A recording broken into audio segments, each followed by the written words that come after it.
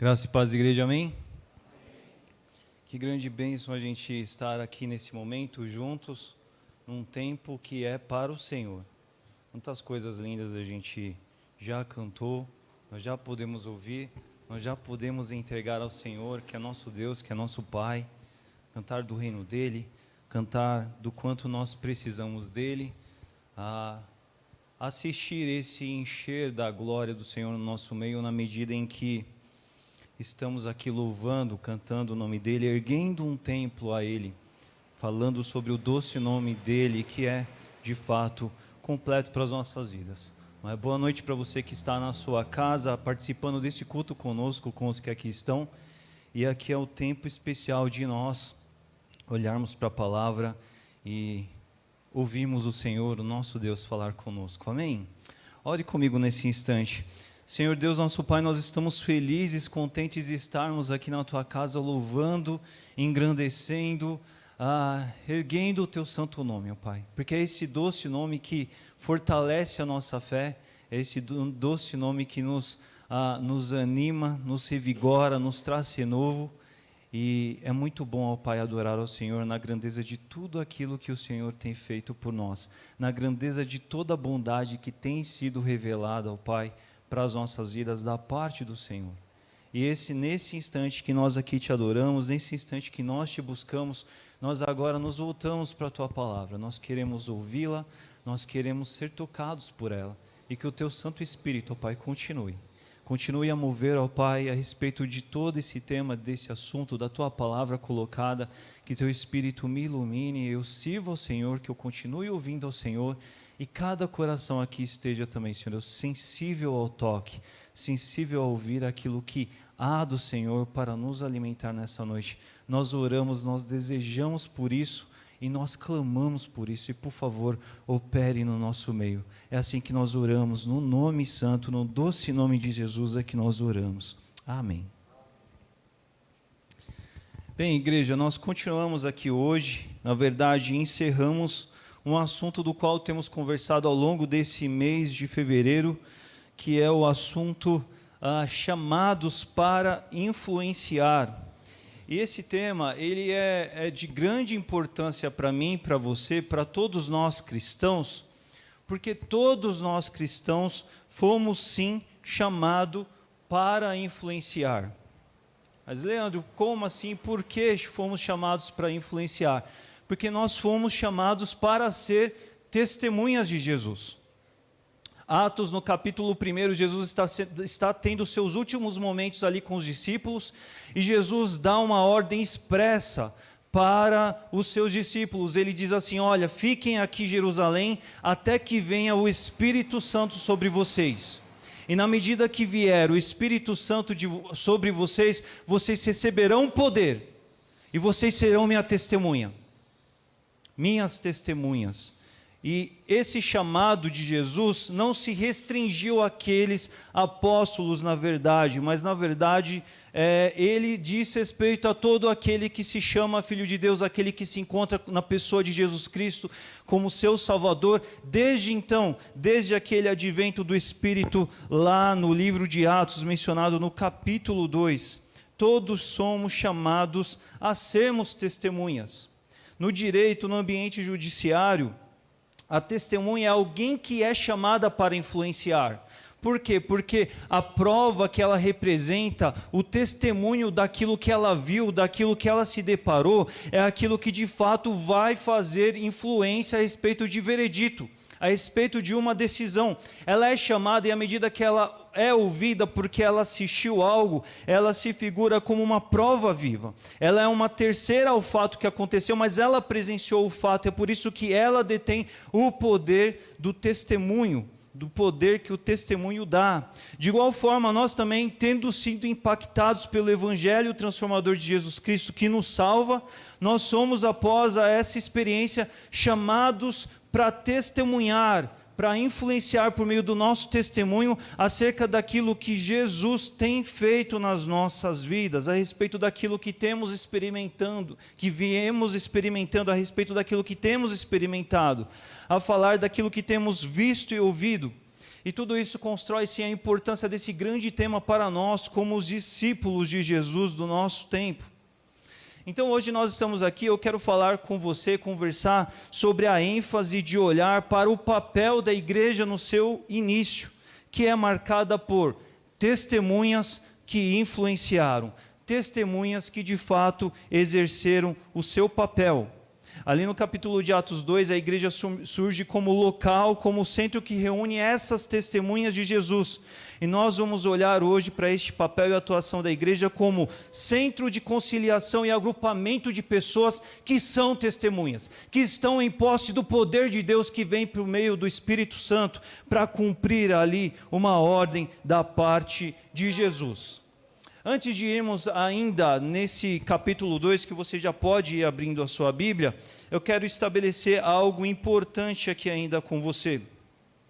Que todo esse momento da vinda de Jesus e dos apóstolos e tudo mais, nós estamos vivendo aqui um momento de mudança em torno desse tempo aqui.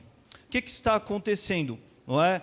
No tempo da vinda de Jesus, havia no reino de Israel uma estratificação social muito forte. Não é? E essa estratificação social, ela se manifestava também no espaço religioso, né? Então, o que acontece? Naquele tempo nós vamos ver que havia entre o povo, o reino de Israel, uma elite aristocrática, pessoas de posse, que eram conhecidas como saduceus, e a gente vai ver nos evangelhos essas distinções surgindo. Os saduceus, eles eram pessoas de expressão no âmbito social, cultural de Israel, mas isso se refletia, isso aparecia também na igreja, isso consta também nos evangelhos que nós vemos à medida que eles dispõem-se a contar do dia a dia de Jesus.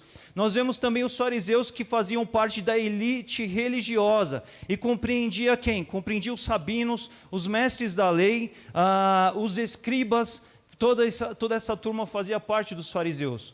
Nós tínhamos naquele tempo os zelotes que faziam parte de uma frente revolucionária. Eles queriam romper com Roma, eles queriam se insurgir e fazer o reino de Israel ser novamente independente. Era um grupo que havia lá também.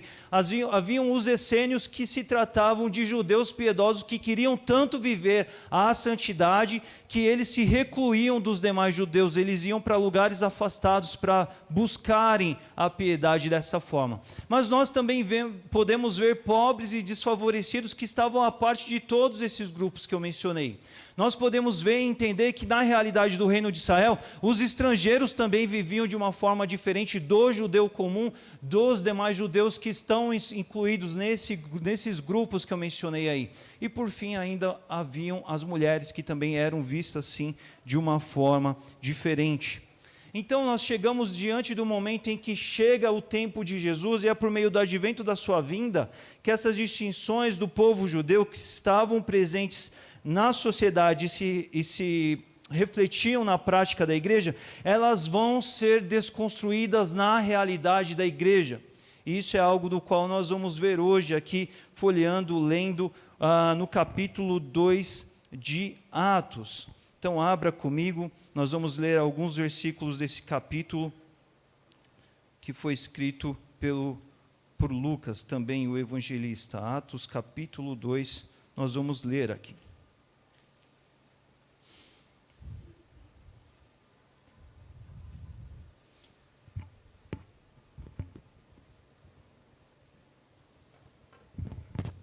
Leio aqui de 1 até o capítulo 13, que diz assim: a vinda do Espírito Santo no dia de Pentecoste.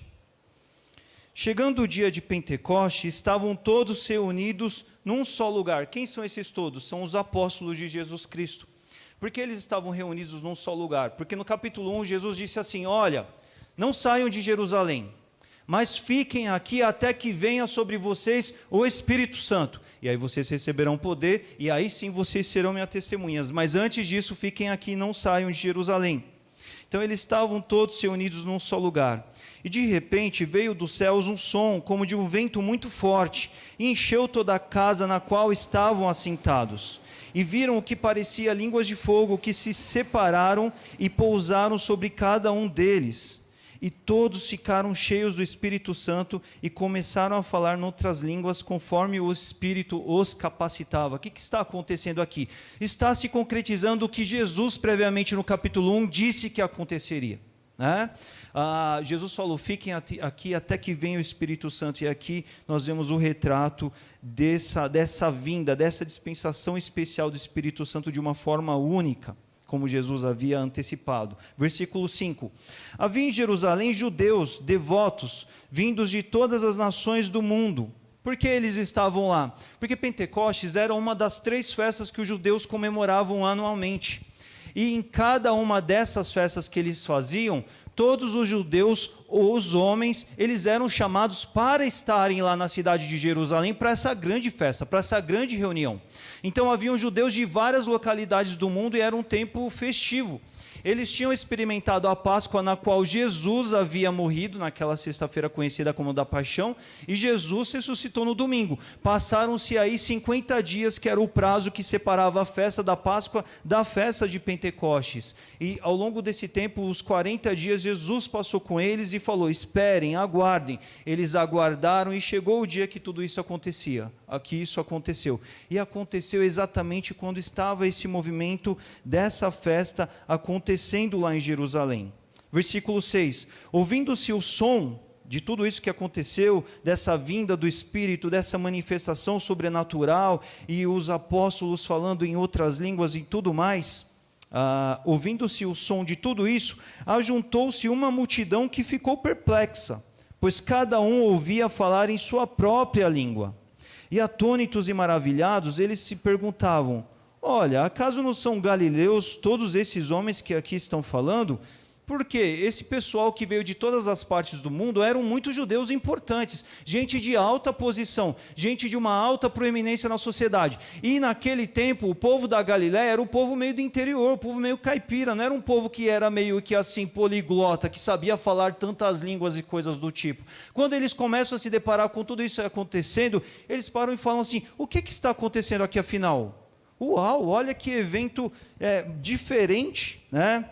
Versículo 8. Então, como os ouvimos cada um de nós em nossa própria língua materna, partos, medos e elamitas, habitantes da Mesopotâmia, Judéia e Capadócia, do Ponto e da província da Ásia, Frígia e Panfilha, Egito e partes da Líbia próximas a Cirene, visitantes vindos de Roma, tanto judeus como convertidos ao judaísmo, cretenses e árabes, nós os ouvimos declarar as maravilhas de Deus em nossa própria língua. Então é um grande mover que está acontecendo aqui, esse povo está percebendo o que está acontecendo aqui, e eles estão impactados com tudo isso que está acontecendo aqui, não é? E atônitos e perplexos, eles todos se perguntavam uns aos outros, o que significa tudo isso? Alguns, todavia, zombavam deles e diziam, eles beberam vinho demais, eles estão embriagados. Na sequência do versículo 14 até o 41, o que vai acontecer? Pedro vai surgir em cena e vai falar assim, não estamos embriagados. Mas antes, sabe o que está acontecendo aqui? Acontece que aquilo que todo o Antigo Testamento profetizou e disse acerca da vinda do Messias, aconteceu na pessoa de Jesus Cristo. E esse Jesus Cristo, ele veio, ele fez a obra dele, obra que foi convocada ao Pai para que ele fizesse, e ele foi para o céu. E olha, esse Jesus Cristo que sofreu, que viveu tudo isso, esse chamado de Deus, é o mesmo Jesus Cristo que vocês crucificaram, que vocês mandaram para a cruz.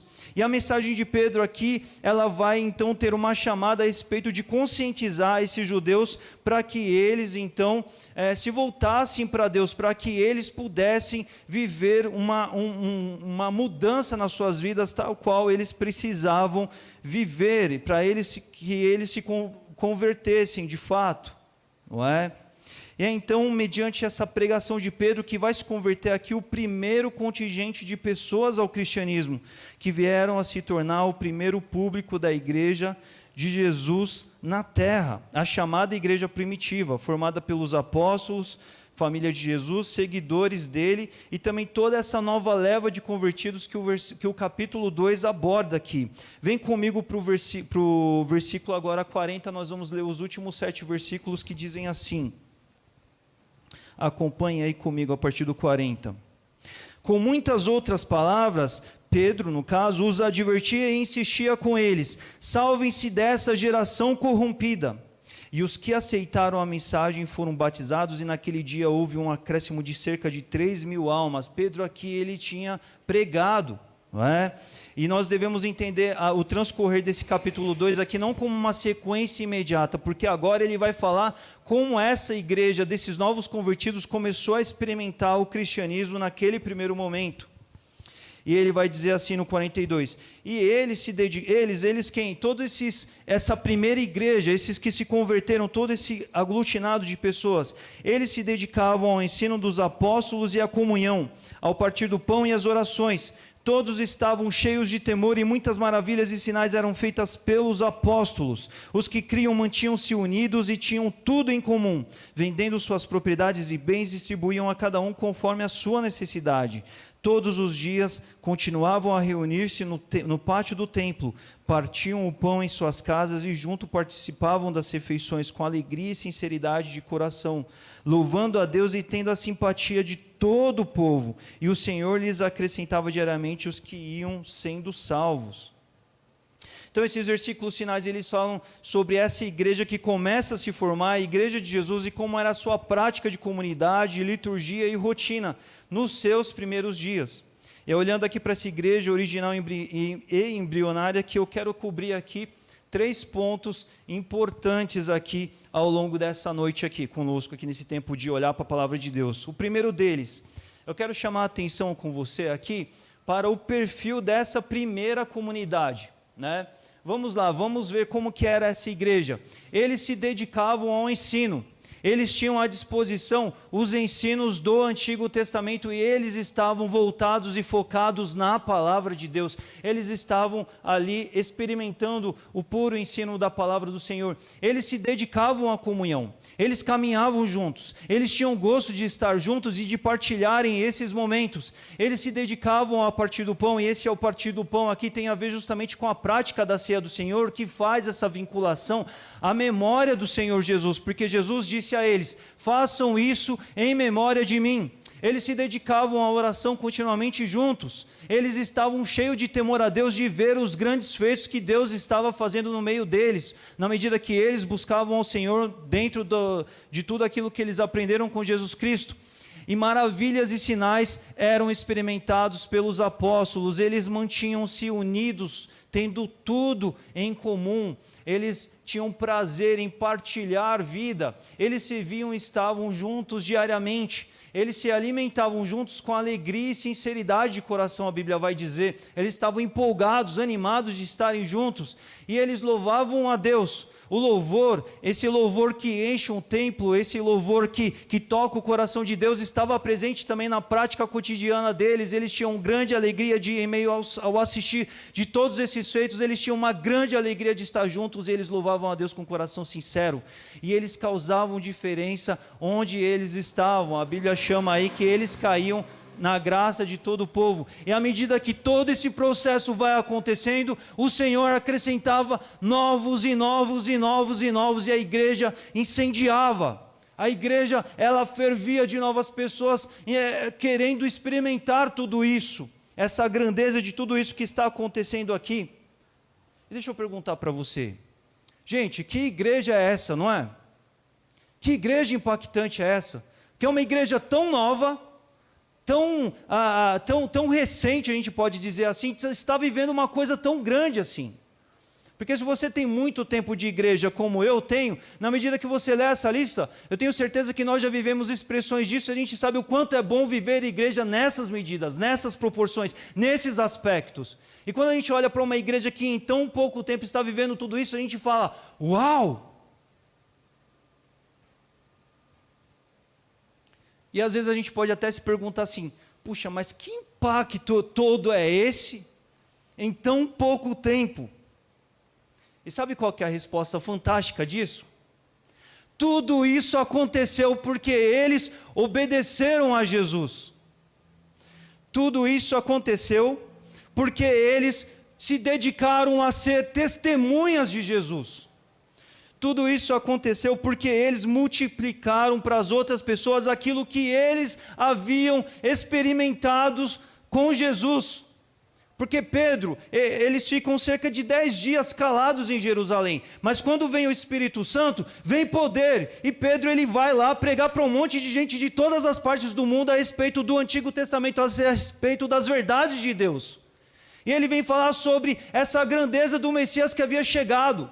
Porque Pedro virou um tremendão de uma hora para outra, não foi porque o poder veio e Pedro entendeu que ele foi chamado para ser testemunha, para influenciar, e Pedro vai pregar para essa galera. Mas depois disso, o povo vai chegando, e na medida que vai chegando, esses apóstolos, eles não se enchem, olha, vamos sentar, vamos estabelecer aqui uma estratégia apostólica, porque nós somos os apóstolos, apóstolos fazem coisas apostólicas, ok? Vamos traçar como que vai ser essa nova igreja. Não, eles testemunharam para aqueles novos convertidos tudo aquilo que eles haviam experimentado com Jesus. Presta atenção nessa lista aí. Tudo isso que eles experimentaram disse respeito exatamente a porções, medidas, ações, expressões que eles experimentaram na pessoa do próprio Jesus Cristo. E tudo que eles tinham que fazer era exatamente testemunhar, trazer para a realidade do agora aquilo que eles assistiram, aquilo que eles viram acontecer, e falar, nós vamos repercutir isso, nós vamos trazer à tona, nós vamos resgatar e fazer acontecer de novo aqui por meio das nossas vidas, porque nós somos testemunhas, nós somos influenciadores, nós somos chamados para isso, o poder está aqui, o Espírito está aqui, vamos fazer o que nós temos que fazer.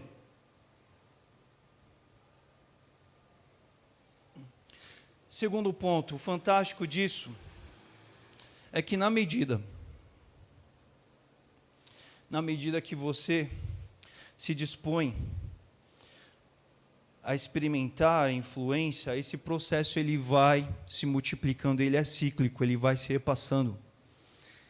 A influência ela tem esse poder, essa propriedade de eu experimento, e à medida que eu exerço influência, eu repasso isso para outro. E a gente viu que Jesus influenciou aqueles discípulos, aqueles apóstolos. Eles já tinham visto. E à medida que eles já tinham assistido e vem o Espírito Santo sobre eles, e esse poder vem sobre eles, eles vão ser testemunhas. Essa primeira igreja, ela começou assim, eram os apóstolos, era a família de Jesus e alguns poucos seguidores. Mas a mensagem foi pregada, o testemunho aconteceu, a busca e o resgate de viver aquilo que Jesus experimentou com ele se reverberou por meio de outros, novas pessoas vieram. E na medida que essas novas pessoas vieram, o povo também foi alcançado, Leandro, mas nem todo mundo das pessoas necessariamente se converteu. Sim, isso é bíblico. Não é? Nem todas as pessoas de fato vão se achegar, mas o fato que as pessoas se depararam com o que estava acontecendo. Entre o prosseguir ou não é um outro desdobramento, mas a questão é que a história continuou. E continuou tanto, que chegou até nós aqui hoje. Gente, 2000 anos, quantas coisas aconteceram na história, quantas coisas passaram, quantas coisas mudaram, quantos impérios poderosos, figuras proeminentes ficaram, mas o Evangelho continua, e perseguem o Evangelho, e querem acabar com o Evangelho, e tentam destruir a mensagem do Evangelho, mas essa influência ela é tão poderosa, e ela vem por meio do poder que vem do Espírito Santo, que nada pode aplacar esse desdobramento. Preste atenção comigo, olha, esses apóstolos aqui, eles eram homens comuns da Galileia. Tá? Nós não estamos falando de um timaço de líderes do mundo selecionado. O único que era mais líder, tinha algum aspecto de liderança nele próprio, era o Pedrão, mas o Pedrão a gente sabe que quando ele queria liderar muito, ele fazia muita coisa errada. por si mesmo, antes de experimentar todo esse efeito. O ano passado nós vivemos uma série aqui debruçando sobre homens comuns que foram chamados. E eram homens comuns, eram homens que estavam num patamar simples, comum, para simplesmente viver uma vida comum. Mas à medida que vem o Espírito Santo e vem o poder, esses apóstolos de Jesus Cristo, eles vão viver uma vida de feitos extraordinários nas mãos de Deus, porque o poder estava sobre eles e eles se dispuseram a testemunhar e a protagonizar, ser testemunhas de Jesus. Nós vimos isso no ano passado. Os apóstolos viveram uma vida, uma chamada de fazer a vontade de Deus, e cada um deles, na sua inexpressão do que eles próprios eram, eles viveram a plena ação do Espírito Santo, que os impulsionaram a fazer a vontade de Deus de uma forma poderosa. E o processo da semente que eles plantaram chegou até nós de uma forma tão marcante como nós podemos ver. Isso é algo do qual nós, de fato, precisamos nos atentar, não é? Essa questão toda da palavra que continua, essa igreja originária que começa assim e ela vai repercutindo toda a influência de Jesus. E o terceiro ponto que eu quero chamar a atenção aqui com você é que essa comunidade, por essência, é uma comunidade nova, sem diferenciações, sem as diferenciações que havia de uma forma tão marcante no judaísmo. Quando você lê os evangelhos, a gente vai ver essas distinções sociais de uma forma muito marcante. Não é? O texto de Lucas, o escritor de Atos, o evangelista, ele muitas vezes a gente vai ver essas diferenciações entre escribas, fariseus, saduceus, os pobres, as viúvas, não é? Essas questões todas ligadas aos estrangeiros, nós vemos parábolas, nós vemos ilustrações desse pé, mas essa igreja, ela tem uma outra visibilidade, ela tem uma outra proposta. Tanto é que nesse texto que a gente lê, a gente não vê diferenciações, mas a gente vê algumas menções que dizem respeito a um ajuntamento de pessoas numa única direção, num único sentido de unidade, não é? Numa única proposta de viver essa grandeza de ser o quê? Um só propósito para executar aquilo que Jesus veio implantar para eles. E nós cantamos sobre isso hoje. Venha o teu reino. Aqueles apóstolos trouxeram o reino de Deus e nós somos aqueles que, cantando sobre isso e vivendo sobre isso, nós vamos levar o reino para frente para as outras gerações que ainda hão de vir para nós, não é?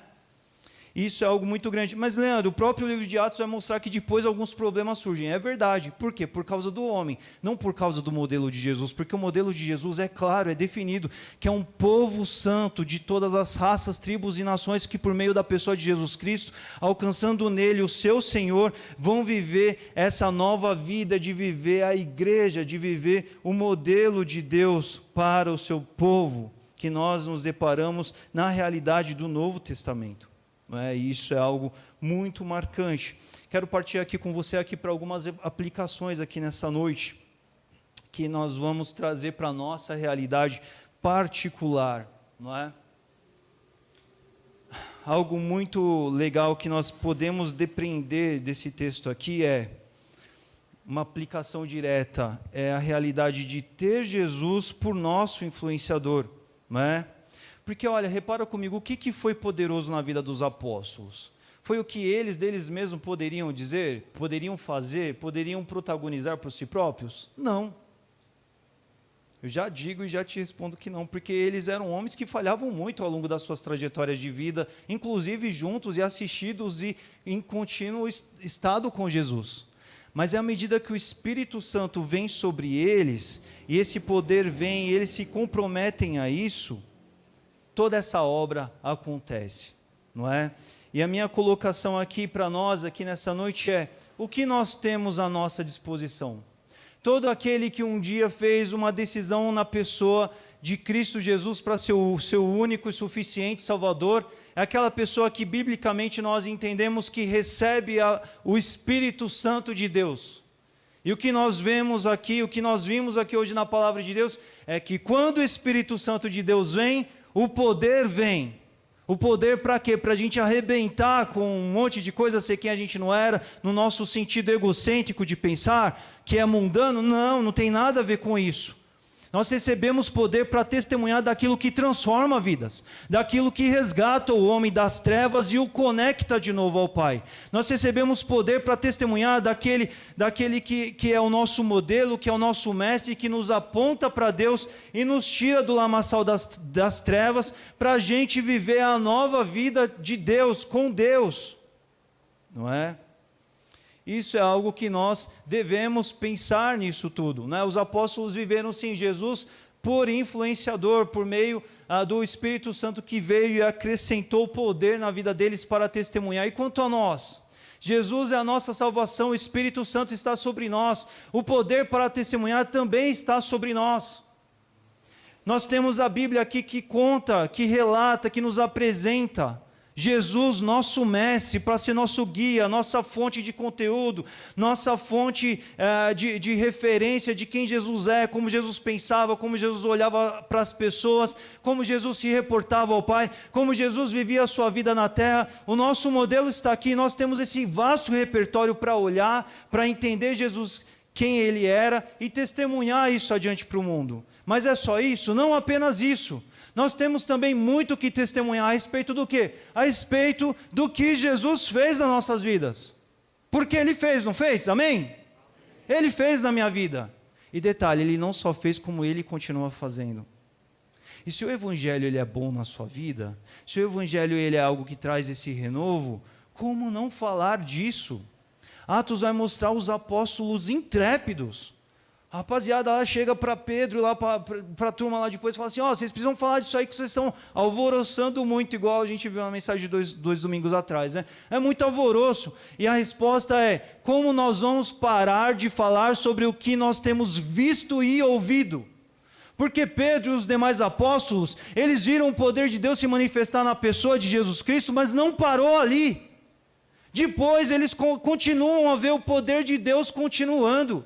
E essa continuação do poder de Deus continuando a acontecer no meio deles, vira ânimo, vira combustível, vira empolgação para eles falarem, quero viver mais disso, quero estar mais envolvido com isso, quero mergulhar nessa imersão do poder de Deus agindo por meio de mim, porque não existe nada melhor por se viver do que isso.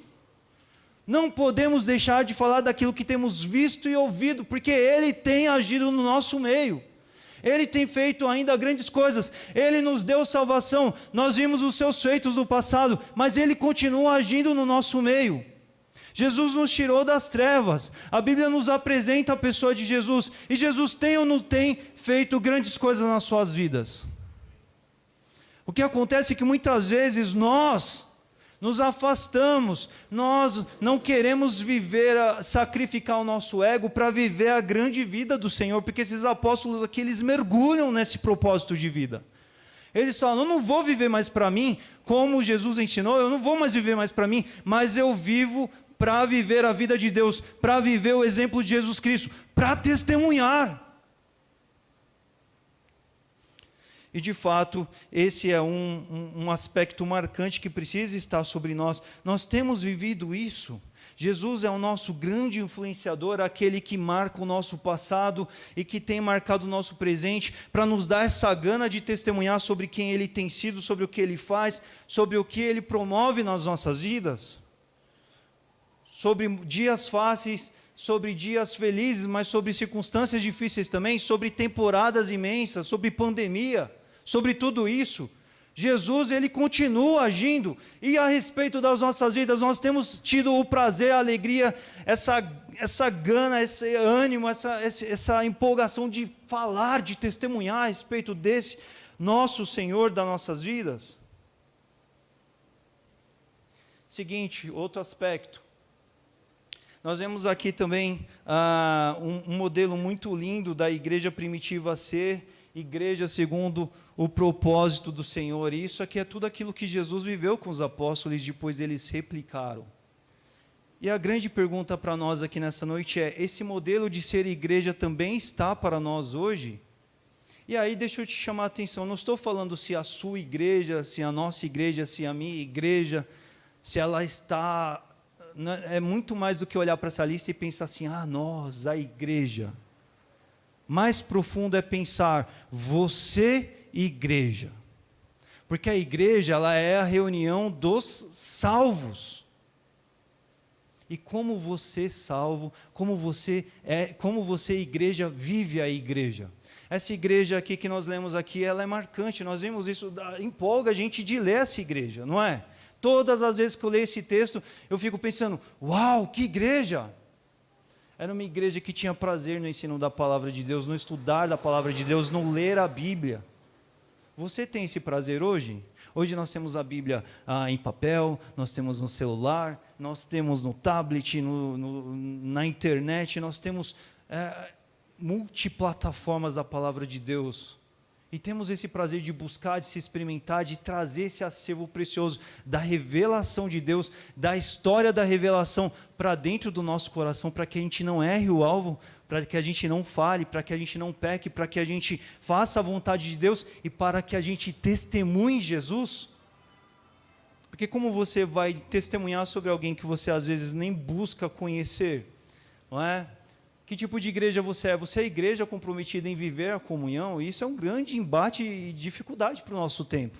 Porque a vida está tão cheia de coisa para fazer, que às vezes a gente sai priorizando um monte de coisa, vai fazendo, vai se comprometendo, vai se munindo de coisas, e a comunhão ela fica prejudicada, mas a comunhão é essa ligação do corpo de Cristo que nos fortalece, que nos dá força quando nós precisamos, que nos põe de pé. No dia que eu estou triste, eu tenho ali um corpo para cuidar de mim. A mesa da graça, a mesa da ceia, ela tem esse profundo significado de celebrar a vida daquele que nos salvou. Como que nós estamos quando nós celebramos a ceia do Senhor?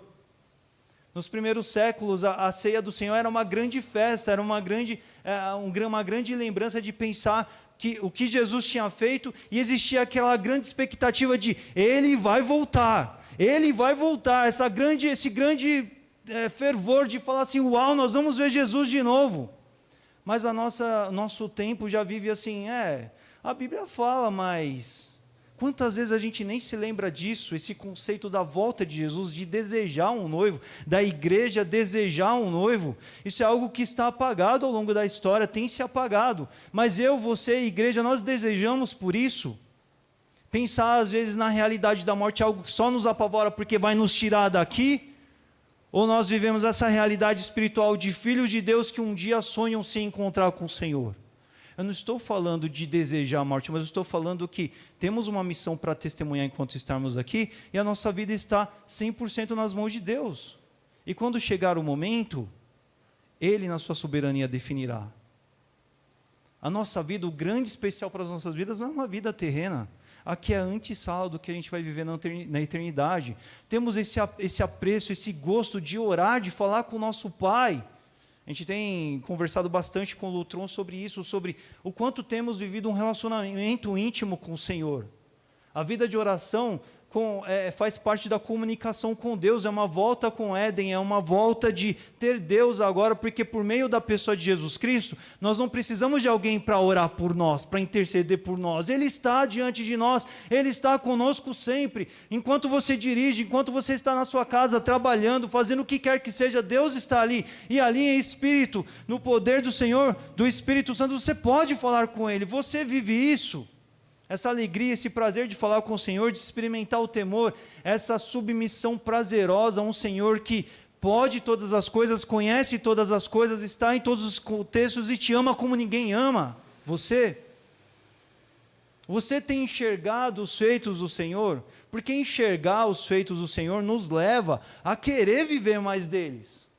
É o que eles falam lá assim, a gente não pode deixar de falar, a gente vai deixar de falar da coisa mais extraordinária que a gente tem visto acontecer, mas às vezes a gente tem vivido uma vida tão terrena, que a gente está comprometida só com essa vida daqui, está entendendo? Aí a gente não ora, a gente não busca o Senhor direito, a gente não partilha da comunhão do corpo, e a gente começa a ficar tão daqui que a gente perde esses efeitos de assistir, de presenciar, de ter parte naquilo que Deus está fazendo no seu reino, e também daquilo que Deus quer fazer por meio da sua vida, por meio do testemunho que está para você testemunhar. A plena expressão do poder dele, a unidade, experimentar a unidade no âmbito da comunidade. Eles estavam juntos. Você tem prazer de viver essa comunhão, de estar junto com o povo de Deus, de dividir vida, de dividir cargas, de partilhar problemas e ter prazer em contar com as orações do outro sobre as suas questões? O louvor a Deus, um louvor entregue, solto, de alguém que reconhece o que Deus está fazendo, para você causar a diferença onde você está, e pronto para receber também os que o Senhor acrescenta. Olha que interessante isso aqui, não é? Nós somos chamados para isso, para causar a diferença onde estamos. E se vamos fazer isso, Deus vai trazer pessoas. E aí tem um outro ponto, nós estamos prontos para recebê-los, para falar, vem que o reino é teu. Vem que o reino é especial, vem que o reino é um tesouro. E por ele a gente abre mão de toda a vida, e a gente deixa aí qualquer outra coisa, porque a gente ama o Senhor, a gente tem visto o valor de experimentar isso. Temos vivido ser igreja nessas proporções. Leandro, isso aí é uma lista, um protótipo seu, uma provocação sua sobre como ser crente, sobre como viver a igreja? Não, está na Bíblia. Os primeiros crentes, eles foram poderosos em feitos, em atos, porque o Espírito Santo com seu poder estava sobre a vida deles. E eles viviam isso, eles viviam aquilo que a palavra estabeleceu para eles viverem, testemunhar, e o restante, o poder de Deus operava sobre ele. Por fim, o último ponto, a igreja de Jesus é chamada para viver unidade e assim impactar o mundo. E é muito natural como esse andamento da igreja de Jesus estabelece aqui em Atos por meio dos apóstolos. Eles recebem o Espírito para testemunhar, eles replicam esse testemunho e a influência que conheceram. E o grande brilho de tudo isso é ver essa unidade na igreja existente em torno da influência que veio por meio de Jesus, e é algo que não apenas impactou a experiência, a prática de igreja dos apóstolos e daqueles novos crentes, mas mudou toda a vida deles, mudou o estilo de vida deles, com efeito e direcionamento de mudança e transformação, inclusive no âmbito social daquela realidade. Porque o puro cristianismo de Jesus é assim, ele vai mexer com o homem todo. Ele não vai mexer numa parte, ele não vai mexer no teu domingo à noite, ele não vai mexer nos teus instantes de ir na igreja, mas ele vai reconfigurar toda a tua vida. E é lindo de ver que toda essa lista que nós vemos aí, é uma lista que tem a ver com o cotidiano completo da vida deles. E é um cotidiano que interfere, que replica em transformações para o mundo. E é lindo de ver que a ação da igreja ao longo da história é uma ação que produz o reino de Deus de uma maneira poderosa. Infelizmente, ao longo dos tempos, a igreja tem perdido um pouco dessa aceleração, porque a igreja dos tempos atuais está ficando muito aqui na terra. Ela tem se sonegado desse papel dela. Mas nós estamos falando do quê? Estamos falando de obra missionária? Estamos falando de obra missionária, do pregar o evangelho, de assistir a quem precisa, de assistir em termos sociais, quem precisa está muito próximos a nós, sim.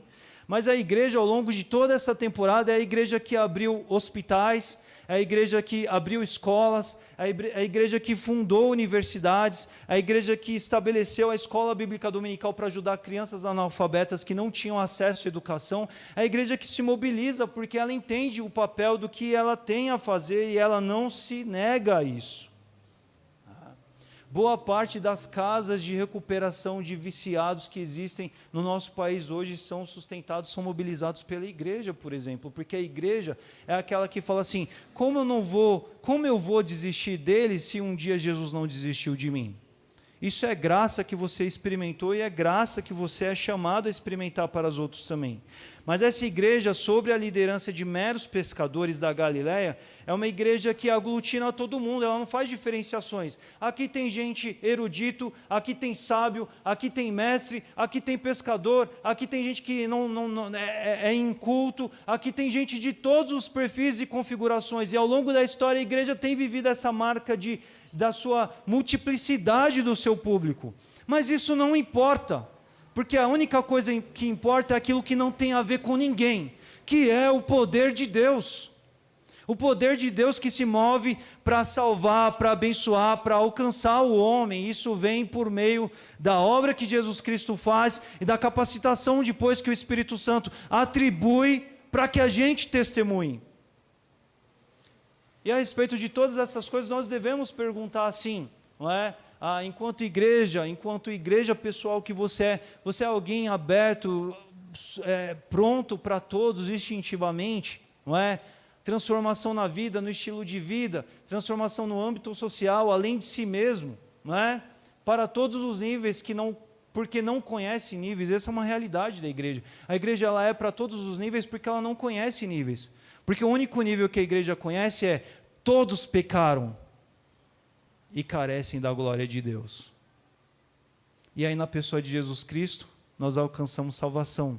E o poder vem para todos, seja ele quem for, esteja ele em qual nível for, tenha ele o que quer que tenha. É o poder, é a graça, é a bondade de Jesus, e nós temos que pensar isso. Nós temos sido essa influência no mundo, nós temos sido essas testemunhas no mundo, a respeito das quais Jesus nos convocou para ser, chamados para influenciar, chamados para sermos testemunhas, chamados para ser uma coisa só. Todos são chamados, então, para sermos testemunhas de Jesus Cristo, testemunhas por meio daquilo que Ele nos salvou, nos leva a experimentar e replicar isso para o mundo. E o quanto nós estamos comprometidos com esse projeto. Ora comigo, por favor. Pai querido, obrigado por esse tempo aqui na Tua presença e pela Tua palavra que nós podemos encontrar aqui em Atos 2. Que igreja linda, marcante. É uma igreja poderosa, Pai. Nós vemos aqui ao longo do relato, porque é uma igreja que te obedeceu. São servos, são apóstolos teus que aguardaram quando o Senhor disse para eles aguardarem. E quando o teu Espírito então veio com o poder dele, eles obedeceram na atitude de testemunhar, simplesmente testemunhar aquilo que eles já tinham visto e ouvido da parte do Senhor, testemunhar aquilo que as Escrituras daquele tempo trazia para eles e testemunhar mais e mais a respeito daquilo que o Senhor ainda continua assim, fazendo por meio do Espírito Santo na vida deles. E essa realidade está para nós hoje, Pai. É a Tua igreja, o Espírito Santo está aqui na vida daqueles que se entregaram ao Senhor Jesus. O poder está aqui, Senhor. O poder está sobre nós.